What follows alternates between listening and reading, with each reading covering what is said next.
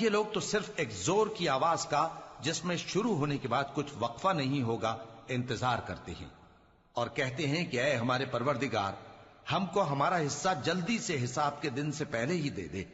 ऐ पैगंबर सल्लल्लाहु अलैहि वसल्लम, ये जो कुछ कहते हैं उस पर सब्र करो और हमारे बंदे दाऊद को याद करो, जो साहिब कुव्वत थे, बेशक वो रुजू करने वाले थे। हमने पहाड़ों को उनके जेरे फरमान कर दिया था कि सुबह शाम उनके साथ तस्बीह करते थे, और परिंदों को भी कि वो जमा रहते थे, हर एक उनके आगे रुजू रहता था।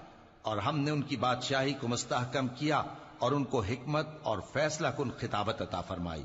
और ए नबी सल्लल्लाहु अलैहि वसल्लम, क्या तुम्हारे पास उन झगड़ने वालों की भी खबर आई है जब वो दीवार फांद कर अंदर दाखिल हुए?